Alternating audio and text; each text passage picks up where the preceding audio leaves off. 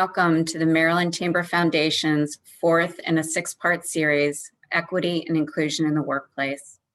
This series showcases best practices promoting equity and inclusion and will feature business leaders from Maryland companies who are already doing their part to drive systemic change in their own organizations and communities. We want to thank BG&E for being our lead sponsor on the entire series and AT&T for being here with us to sponsor today's event. Today, we're going to dig into employee resource groups and strategic business resources.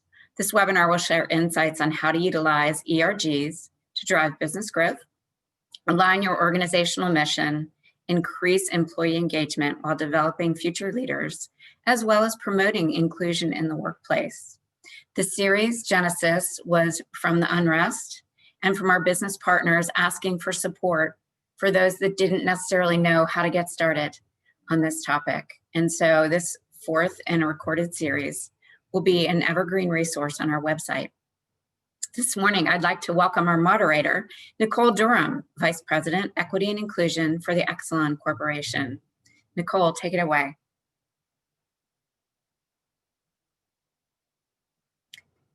Thank you so much. I'm off mute now. I'm happy to be here with you all and very eager to have this important conversation and hear from both leaders from BGE and AT&T. And let me start off by introducing our panelists.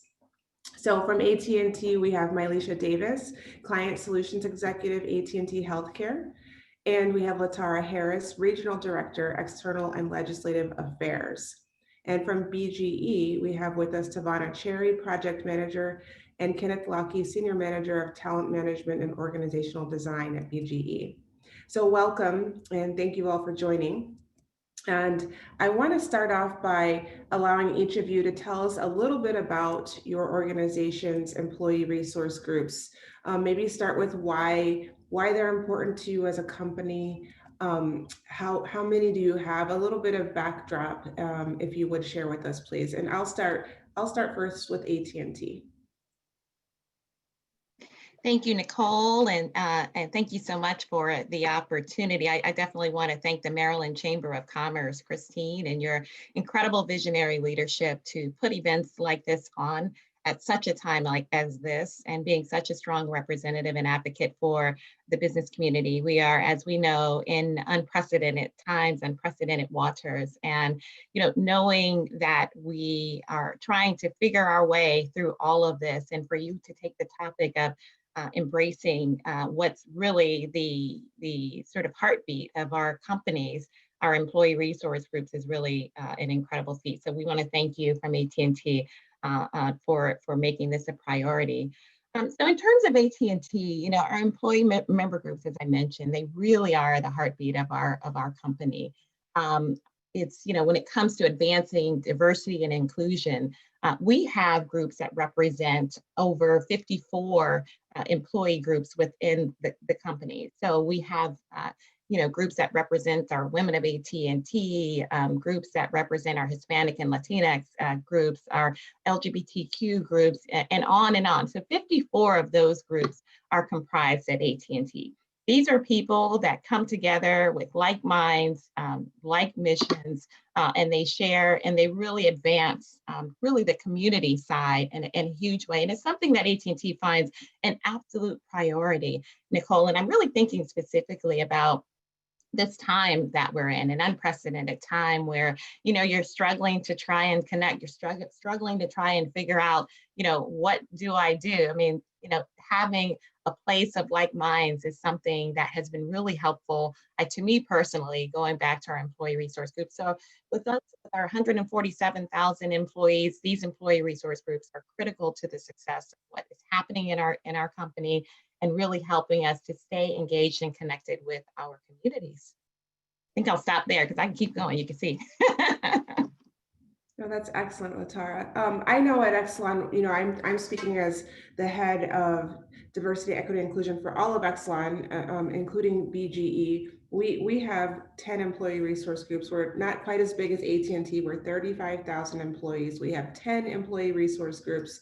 And we have about 60 chapters of those across our footprint in the United States. So very similar to you, to your remarks and comments, they in many ways are can be the lifeblood of employee engagement and a way to get at employee sentiment and connection within our organization and within the communities, as you mentioned. I'd like to invite Tavana and Kenneth from BGE to share anything else you'd like to add about, the importance of the ERGs at BGE. So I would echo what's been said previously. I think another piece of it is there's a great mechanism to help people who are not part of that demographic to learn and be educated. And I know personally for myself, for example, attending ERA events, getting an African American perspective on issues is really, really helpful because I can only see the world from where from my background. And having that mechanism where we can really help educate people and broaden our thinking is really, really important. That's something I think has been excellent in the BGE. Tavana? So, as Kenneth mentioned, AARA, so Exelon African American Resource Alliance, as president of that organization, particularly in a time such as this, it's been remarkable, right? Unfortunately, the circumstances that precluded us becoming as involved this year were unfortunate. But, during the Juneteenth timeframe, we were able to actually facilitate dialogue, really candid dialogue. We call it a real talk. And, that time, it allowed us to see the different perspectives across the organization wide. And so it facilitated a lot of teamwork, a lot of collaboration.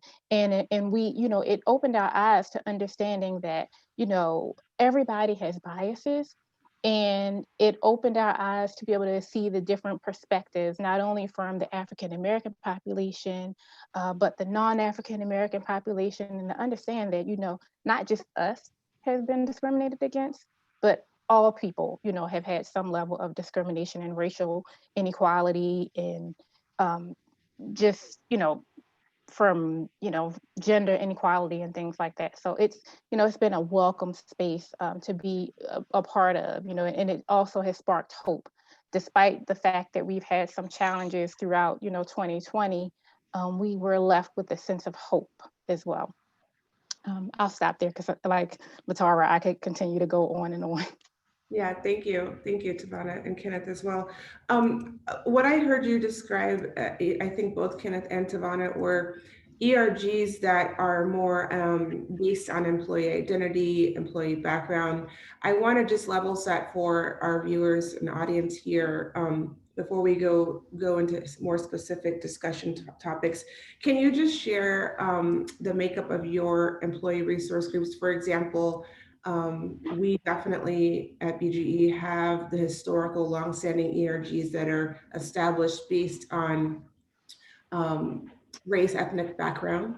So we have those across our Latino or population, Asian, African American, and then we have gender, a women's group. We also have a few groups that have formed over the last 5 years or so that are more driven based around interest, employee interest, like our environmental group, our common shared interest groups.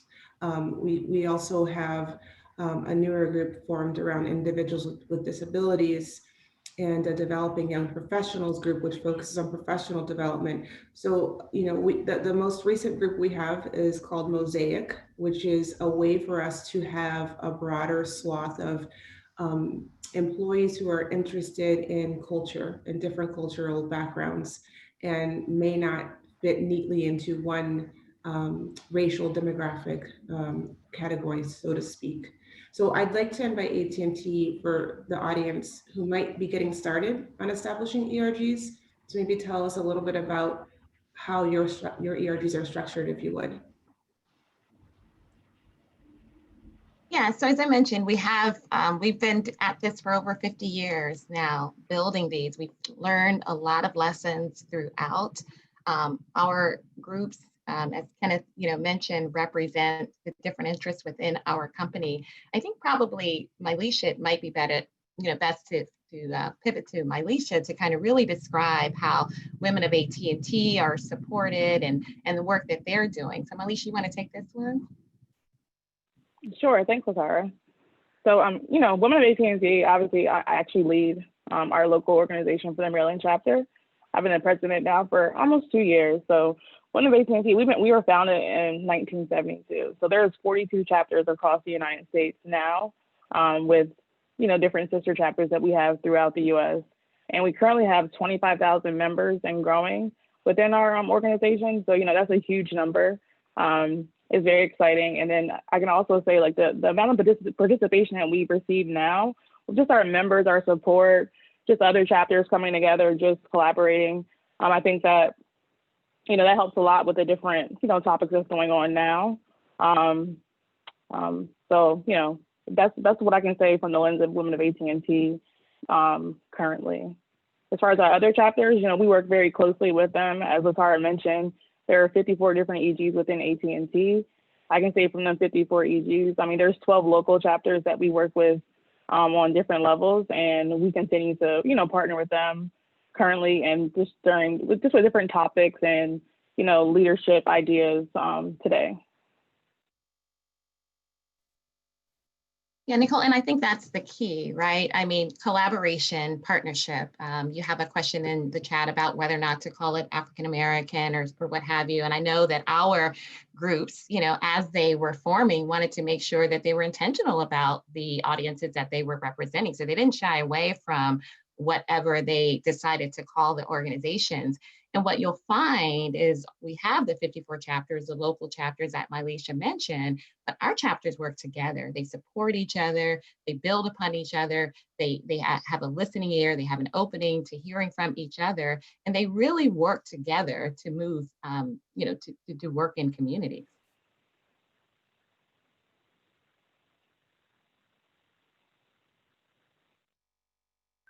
Thank you. I was multitasking, trying to respond to the chat question. So thank you for addressing that. But what I will say, since I'm not typing as quickly, is to that question, it's a good question. And in response to that, we found that we have a chapter within our Mosaic ERG, as an example, called the Caribbean Diaspora. And so that creates more space for those perhaps people in the company that don't identify as African American, to the point of the question, like someone from Trinidad. So that's one example of where we said we need to do some things different and realize that, the boxes of yesteryear probably don't accommodate this melting pot of our nation. So that's one way companies or organizations can be more inclusive. So Kenneth or Savannah, anything you wanted to add to Latara's point and Mylisha's comments about the importance of collaboration across employee resource groups? Absolutely. I think that, it's very important to collaborate across resource groups. I think one of the optimal examples that we have of that is the annual D&I week. That includes all of the ERGs across Exelon, NBG, collaborating with each other to make, a successful outcome. And also, when you look at naming these chapters, I think we're intentional about naming the chapters, we're also intentional about letting people know that it's not just for a certain demographic of people. So there are white people who are members of Exelon African American Resource Alliance. There are straight people who are part of Pride. There are men who are part of the network of Exelon women. So it's important, to make that known and to be intentional about making that known, to foster that teamwork and collaboration, because that, along with that, we'll also get diversity in thought as we work on various initiatives. Kenneth, I'll pass it on to you. Yeah, and I think even when we hold events, so Savannah talked about D&I Week, which is a very intentional week-long set of events, and even when ERGs are holding an event, there's that intersectionality between, so a good example, Pride and You did an event around Battle of the Sexes about Billie Jean King and our fight for equal pay, which was a women's issue, but it's more than that. But also our sexual orientation. So that's a great example where we help to educate people. This is multifaceted, it's complex. And I think the more we can do that, the greater we build awareness in our organizations and make the ERGs stronger. Because I think sometimes people think, oh, we're compartmentalizing people. No, we're not. We're helping to educate people and do whatever we need to do to make that happen. So I think that collaboration is absolutely vital across the ERGs and then across the chapter geographically. So as Nicole said, excellent across the United States. So we try and encourage collaboration, particularly here in the East Coast between our Baltimore chapters, our Washington, D.C. and our Philadelphia. Cross-pollination, sharing best practices and events to grow the experience. Yeah, thank you. And I would add that, collaboration and partnership across employee resource groups can be extremely beneficial, especially when you have smaller budgets. So if you don't have as much funding to put on something like bringing in a guest speaker or providing a development opportunity, oftentimes we find you can maximize your small dollars by collaborating together and co-sponsoring an event or a learning opportunity for your organization.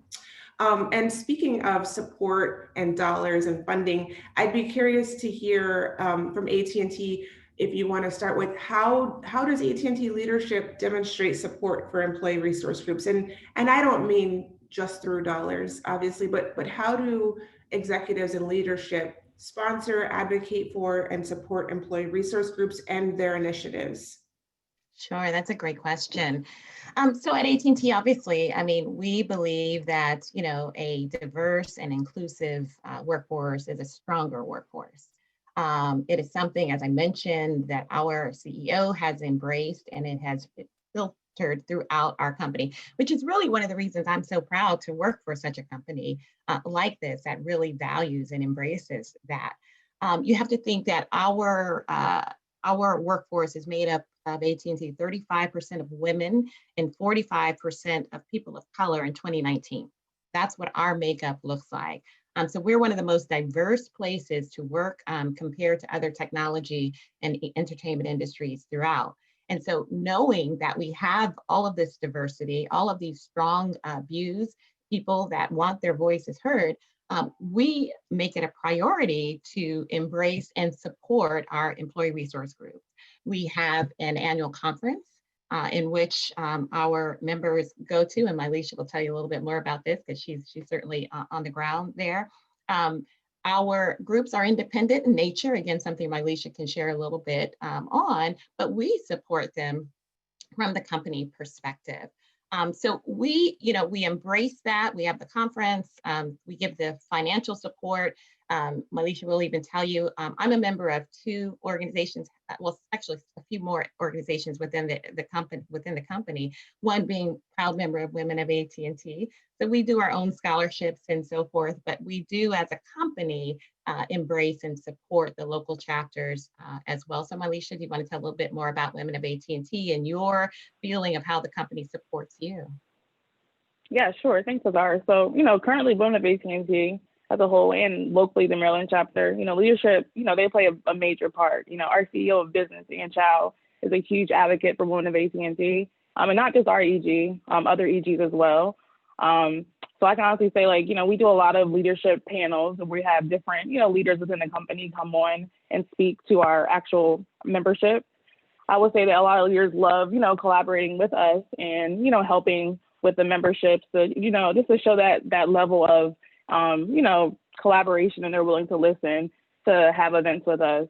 I will also, say that, the Maryland chapter locally, we give away scholarships, yearly. That's a big focus for us is scholarships and, giving back to the community. So, within 2020, during the pandemic, things actually shifted and changed it. So we weren't able to do our, our large fundraising that we normally get to do. We have an annual golf tournament that we typically host every year where we raise, about $50K a year. And with us being able to raise that amount of money, we've been able to give away a lot of money in scholarships and back to the community to help out. So this past year, we gave about $15,000 away in scholarships to, local college students within the area, as well as giving to local charities. So we're big advocates when it comes to human trafficking and, substance abuse. That's been a major focus for Women of AT&T nationally, just to give back and to help out with those initiatives. I know yesterday was, was Wear Blue Day for human trafficking. So that's something that we definitely supported and we continue to support every year. So I don't know if everyone was aware of that yesterday, but it was definitely an initiative that Women of AT&T National definitely supports. So I think Latara definitely talked about, our leadership as a whole from the top up with our CEOs down. But I would say, yearly we have a conference in Dallas that, AT&T hosts. We were unable to actually attend that in 2020. Hopefully in 2021, maybe we can attend that again. It's a quite great conference that we get to collaborate with different EGs across the country, as well as our other companies that, are now a part of the AT&T umbrella, Warner Media, Turner, et cetera.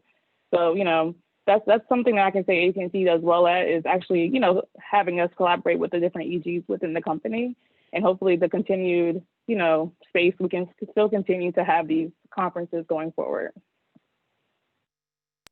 Great examples, Melisha. Thank you. How about Tavana, Kenneth? So here at BGE, each ERG has an executive sponsor over the whole ERG. And then each chapter ERG has a chapter sponsor. And so they are very, very supportive of all of our events, be it through monetary support, be it through helping us plan the events, taking their time out to attend and support the events, leveraging the relationships they have throughout the company, as well as with our community stakeholders, just a plethora of things, whether they're donating their time or resources for silent auctions that we have. They're just very, very engaged, and they promote the employees to not only become members of those ERGs, but actually take on leadership roles in the ERG, so that we can showcase our abilities to lead people, or showcase our abilities to exercise project management skills or problem solving skills, or collaboration. From an ER perspective, we are very much focused on the development of the actual African American population within our company. So we're looking at things such as establishing formal mentoring programs for African Americans at the company. The unwritten rules, the things that we may not know as African Americans coming in at an entry level position, the proper way to dress, the proper way to conduct yourself at events for networking, and then on top of how to be successful from a professional standpoint, we also try to drill down and have people understand that, we also have to bring our full healthy selves to work. So we try to focus on things that target the African American community in disproportionate levels, such as diabetes or hypertension, and getting that information out to the employees and the community so that we can, be healthy when we come to work. And thus, if we come to work healthy, then we're able to be productive. Kenneth, I'll pass it on to you, because again, I could keep going. I do want to emphasize the point about the support of our executives. I don't think I've ever heard of one saying no to any request for help or guidance or whatever we ask from them. And they're incredibly visible. And I think that sets a clear message to the organization that we have the support of our leadership from the very top, from Chris Quinn, CEO of Excellent, all the way through all our leaders. And I think that really helps to drive the momentum and the importance of that. So I shouldn't be amazed now, because I've been around this a while, but it just always makes me so happy to be part of an organization where senior leaders are so willing to give of themselves to help our employees. And the other thing, it really helps the development. It's like a win-win situation. So we're creating a better culture of inclusivity. But we're also, and Tavana talked about this, encouraging the development of our employees at the same time by doing really meaningful things to drive diversity and inclusion in our organization. Who won't vote for that? I just think it's fantastic. Well, thank you all. Great examples. And I did want to ask for another example here on a different or related topic. But before I do, I want to present an opportunity for discussion around the question in the chat. I think it's a tricky one. If members attend a group or they do not hold those identities, is it appropriate to create a charter or agreement that once a quarter or other agreed upon amount that they do not need to attend so that that group can have a safe or sacred space to discuss issues? You know, I guess I'll offer this thought. My first approach to that might be if we truly believe that somebody was a member of an employee resource group that didn't really share the values or the mission of that employee resource group, I would probably elect to have a conversation with that individual and ask one of the executive sponsors or one of the officers of the employee resource group to engage and say, let me understand your interests and what your hopes and aspirations are in terms of what you want to contribute, what you want to learn. Talk to me about your perspective on joining this employee resource group. I would probably start there before I carved out a charter that specified when to exclude people and when to include people. But I want to hear from others if you have better ideas, which I'm sure you do, on how to navigate a tricky situation like that. I'll open the floor. So my initial reaction is I would be very, very reluctant to do that. I think it's counter to what we're trying to achieve, in my view.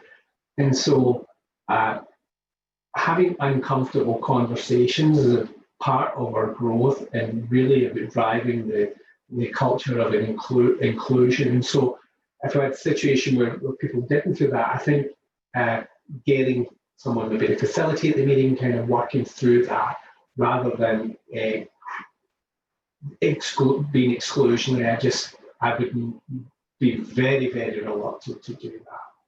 That's my reaction. And Kenneth, you're saying you'd be reluctant to carve out something specific in a charter? Yeah, absolutely. Like you would recommend engaging and having some dialogue to understand. Absolutely. And so there may be a topic that is very sensitive and that there may be a level of discomfort. But we can't walk away from that. We need to be having those conversations.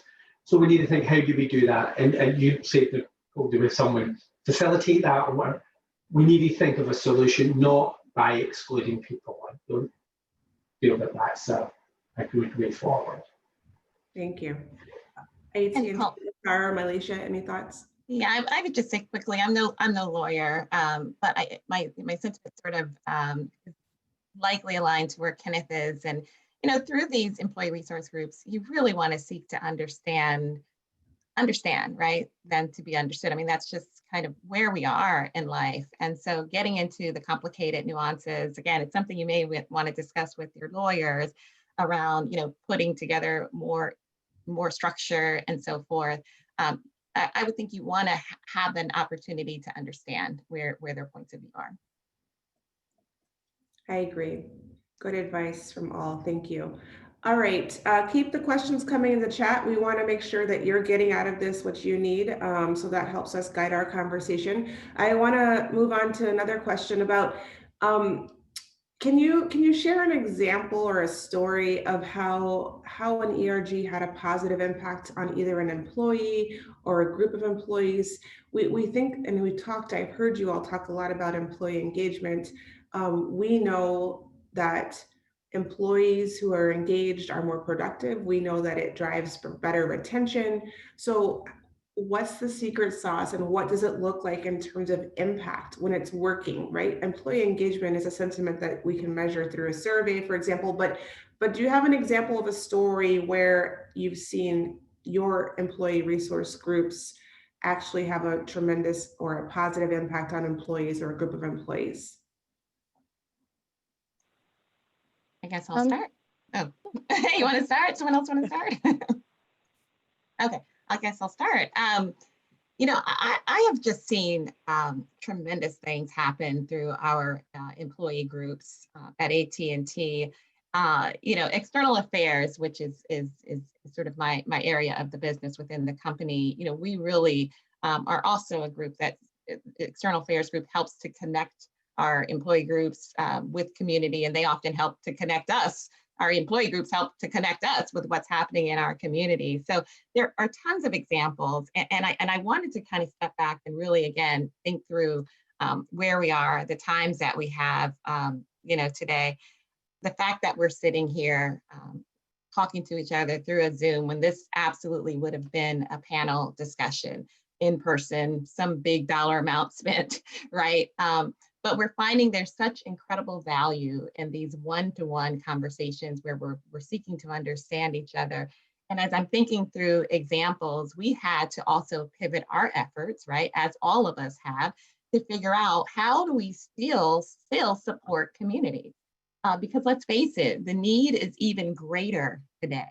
A lot of these organizations and organizations that are out here were only surviving because they had volunteerism at the table. Many of them are struggling tremendously. Many of them have closed their doors.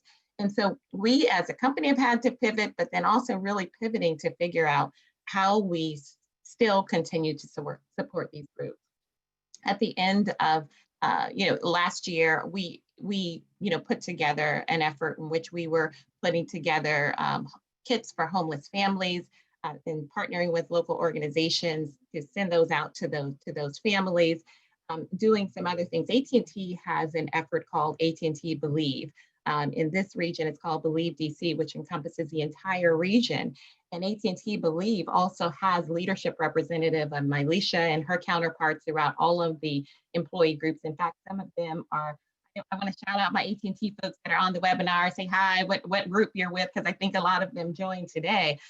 But we can come together in the spirit of collaboration to see what we can do to figure out how to continue to support this organization, to support this region. We're in the same storm, but clearly we're riding this out in very different boats. And so, as a company, we came together to try and figure out some of the things that we can do. And I know one of the things that Women of AT&T's DC chapter did was they were hosting these lunch series where they brought in professionals to come and talk to us around professional development and what their stories were and how they got ahead. And I tried to attend every single one of those. So there are lots of different things. I'm sure that Mylisha and others can kind of get to the core of that, but wanted to put that out as a starter. Yeah, so sorry. I just want to piggyback on a couple of things that you mentioned. During this pandemic, we've all tried to stay engaged with our members and the employees across the company. And I noticed that during this time, a lot of people wanted to get more engagement around, as Latara said, professional development. They wanted to see leaders. They wanted to see us on camera. They wanted us to talk about, how are we waving through this pandemic and what we can do to help them wave through it. I can say the board that I lead, we're a very diverse board. Different women of different backgrounds in AT&T. It's not all just, me, I'm in sales. We have, different people from networks, whether it's, leadership with the stores, et cetera.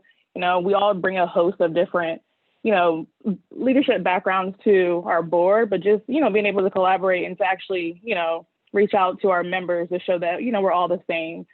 As Latara mentioned, Women of AT&T, we're a very small chapter, I guess you can say, but within the region of the DMV, we have a sister chapter, Virginia, and, collaborating with them over the pandemic and now, trying to join forces with them on going into 2021, just to get that larger reach within our members. And I think that will help a lot more with professional development across the company ongoing. Thank you, Mylisha and Latara. Tavana, did you want to share your thoughts? So I would say, in the wake of the George Floyd and Ahmaud Arbery incidents, ERG Baltimore was able to spark conversations around racial injustice in a way that had not been previously done before. Individual contributors around the company, they really wanted to hear what the leaders had to say.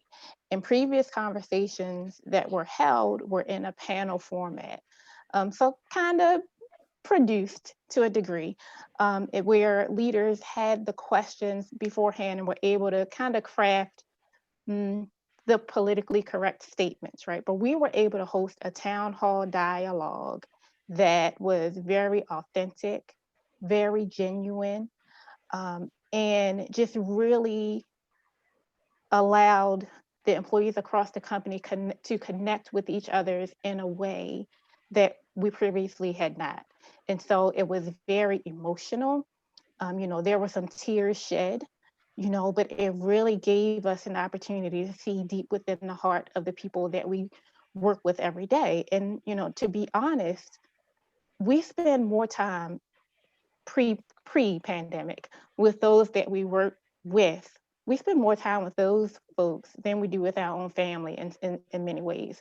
And so it really gave us, a glimpse into, the folks that we work with, and enabled us to get different perspectives, from one another. And I think that conversation, and we had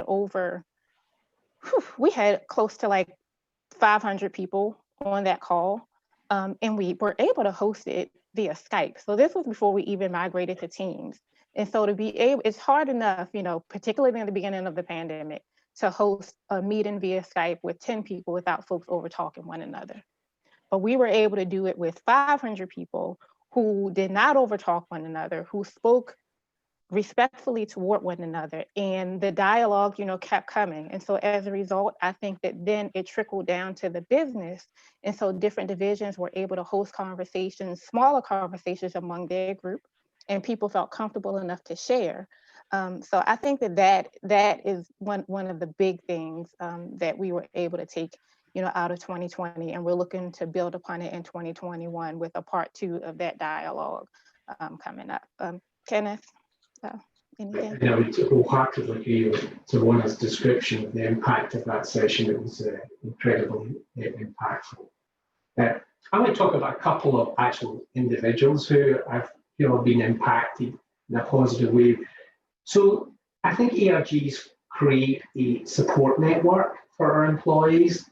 And so we had several years back an employee who was transitioning from female to male in the workplace. First time any of us had dealt with that. And the role that the Pride ERG played in helping to educate, facilitate, be a partner with HR and with the business department involved was really pivotal in helping that transition to be successful and engaging our employees who are not part of the ERG. They're there doing their job, and an employee, and they're going to be transitioning from female to male. And they made such a huge difference about helping to educate all of us, including those of us in HR. I think it was just such an incredibly great example.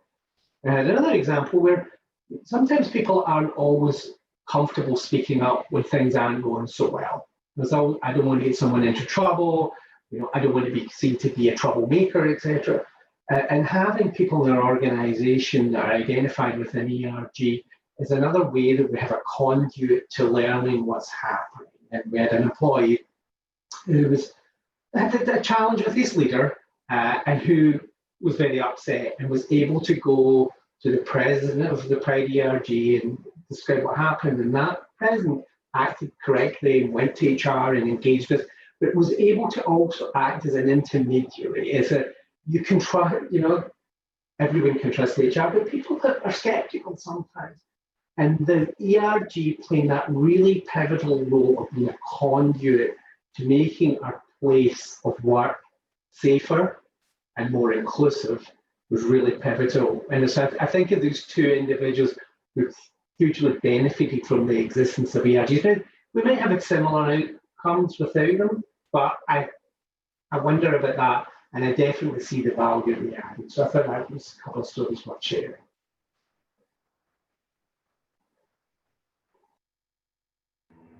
I apologize. I have a little bit of background noise going on, so hopefully you could still hear me okay. But thank you for those more specific examples of impact and the tremendous value and impact that ERGs can have on groups and as Kenneth just shared, individuals.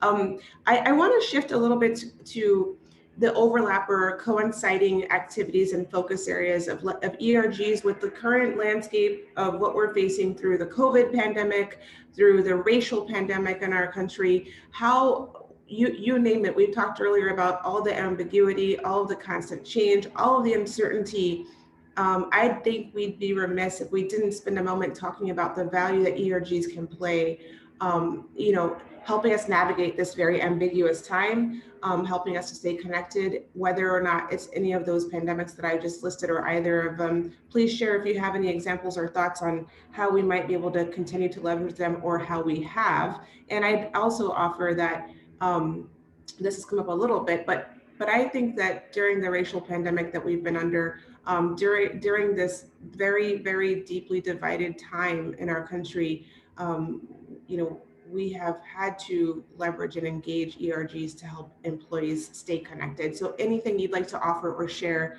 I'd like to start with AT&T.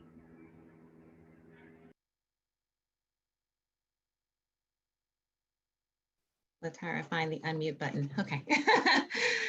Well, again, let's just be very honest about just all that we have collectively endured in 2020. It has been a year of challenges unlike no other. It has been a year in which we are unable to escape. Some of us found ways by getting distracted by, maybe going to a movie, going to, doing something. But we are at a point where we really had to be still. We had to be still, and we had to really listen in a way unlike any other. And, we as a company understand that now more than ever, it's important that we remember our differences. They're not a barrier. If nothing else echoed, but they're a bridge to common ground of shared values, right? If nothing else, we had to understand that about ourselves. And in terms of the work that we're doing at AT&T, we did not shy away from what has happened. And our employee groups they spoke, and the company listened. AT&T launched an equity and inclusion task force, of which I'm a member of. And to Tavana's point, we are also doing the work around town halls and unconscious bias trainings, and really not shutting this out. This is very much a fabric of who we are and facing it head on. So I think in terms of our company, I'm so proud that AT&T has taken a deeper look, has embraced the points and discussions and viewpoints of their employees, and we're doing actionable steps toward healing and doing the work that we can in communities to help and support. So I just want to just reiterate that these times, I think it just shook us unlike any other time. And we had already been doing a lot of work, but this was really different. It was a time when you just couldn't, sign off the normal type of thing. Oh yeah, we done it, it's done. No, it's just something very different about these times. And I'll stop there. Mylisha, I don't know if you want to kind of add to that, if Women of AT&T has done something specifically, with everything. Yes. Yeah, sure. So, just to talk, more on a local level, as Latara mentioned, this year has definitely been different, or last year, I'm sorry. 2020 was definitely a different year for us. So we all had to adapt to what was going on, and then being able to work and, do our normal, as we call the EGs, are definitely our volunteer time. So just finding ways and listening to our members on something that they wanted to help keep them, happy and sane. So I know, our chapter, we started doing things late in 2020. So ongoing into 2021, we're trying to really, put out more things with, meet the board, find out what our members want to see, start doing, small workout classes, cooking series, or even book clubs, just different things that, pique their interest, just to keep them engaged. And that's just not on a work level, it's just mentally, this has been an emotional time for all of us, just, being home every single day and, and not being able to interact the way we normally would. So, it's great to see everyone on camera today. It's great to, to have, a presence of people as opposed to just sitting behind a computer, just talking through a microphone and not seeing who you're actually talking to. So I think our members have definitely just loved just seeing our faces and just seeing, us just being candid and just being ourselves. So, obviously we're not, getting super dressed up like we normally are, just being who you are. Like, I mean, I'll be honest, I get on camera most days, I'm in workout clothes, but, it's presentable enough just to let people know, like, I am human. We're sitting behind a computer every day. So I think just letting, everyone know that, just being your genuine self at all times and being genuine, it can go a long way with our members and not just, ourselves, just showing who we are and sticking true to that, even during this whole pandemic. And then, the different things that we've had to experience during this time.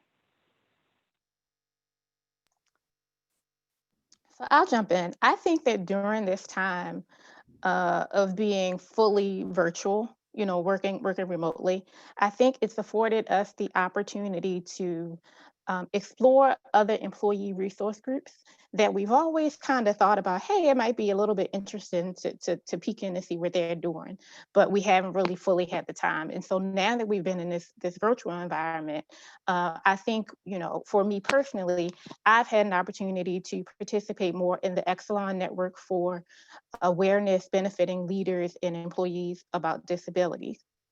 And so, we affectionately refer to it as enabled here at BGE. And so I don't personally have a disability. And prior to 2 years ago, I wouldn't have actually called, anybody in my immediate family as someone experiencing a disability. However, since we've been in this pandemic, I've been able to attend more events hosted by Enabled and, have kind of really made the connection with mental health, being a disability. So having, my husband being recently diagnosed as having PTSD from an injury that he encountered at work, I now have another support network with Enabled, that I can reach out to. And then also, as Alicia referred to, we're just here all the time in this space. So this is my work area. I am here all the time. And so I think initially, early on in the pandemic, I had a difficult time disconnecting Tavana, the mother and the wife, from Tavana, BGE manager of business planning and support. And so, by attending different seminars hosted by Enabled, I was able to learn that it's okay to disconnect. It's okay to, really shut the laptop down and just disconnect, from work for the whole day. So I think that, this, although the pandemic was not the most optimal situation, I don't know, I guess I'm trying to make some lemonade out of these lemons. It was necessary, and so to Latara's point, it forced me to be still and to recognize what's really important, like what's really important in my life. And so I think that the Enabled ERG really, took some time, really made me take some self-reflection, right, and do some self-care. I'll stop there. Thanks, Tavona. I think one of the things, and Tony really just articulated this, is the fact that the ERGs are led by the people.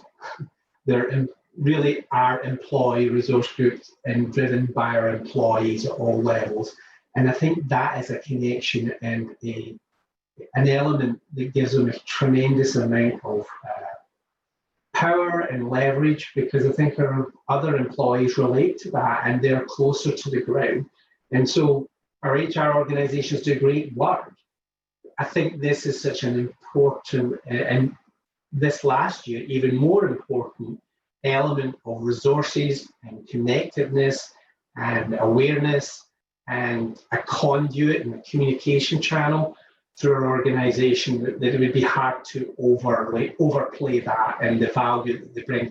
And I think Tavona's example with our Enabled ERG is just perfect. I think that is the strength and one of the key values they bring to our organizations. And along with what Tavana said, and I'm a huge proponent, I never thought I wasn't part of this group, but I kind of am, right? It's about stretching ourselves, it's about growing, it's about going, if you're a white guy, going to a network of excellent women, or going to our African American ERG, or going to Hispanic or whatever other group where it's not, well, I'm not part of that group. Well, you are, because you share one thing in common, your humanity, and you can empathize and you can learn and you can grow. And you can be the advocate for inclusion in your organization by being seen to do that and by engaging in driving in your organization. I think that's one of the key pieces of our ERGs, certainly here at Exelon.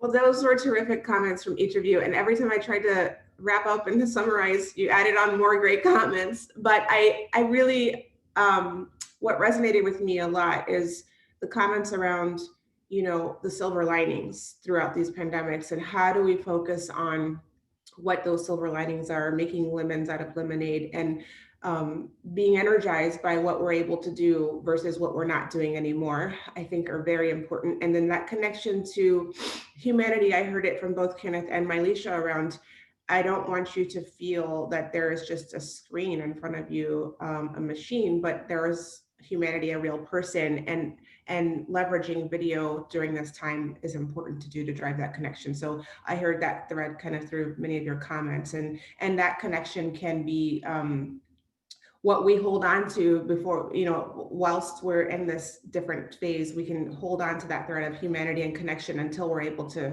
reconnect in the new normal world. I don't think we'll be the old normal, but whatever the new normal world is, and ERGs can keep that connection going for us. So thank you for all those comments. I wanted to ask as one, I think we have time for maybe one more question. We're coming up here at the end of the hour. There was a question in the chat around how do you go about maybe starting or forming or developing an ERG, and I'd like to just offer from BGE standpoint, we, the larger company, Exelon family of companies, we always invite employees, if you're interested in starting an employee resource group, that we'd ask that you have a minimum of 10 interested members who want to start this group, and we have a formal process and a procedure where we would invite you to outline for us what your charter would be, your mission, how you'll impact and drive business results for the company. You know, what is in it for the employees who join, and what is it in it for driving business vision and mission. And then that goes through my department for review. We vet that with the leadership of the employees organization. And if approved, then we will provide what we call seed money from our DEI department to say, here's a modest amount of money to get started on your business plan for the year, and events that you might want to host or hold to drive membership development and business impact. So that's a flavor, and we will look to see if there's something we can share with Christine Whitney and the chamber for you all to use if that's a helpful guidepost.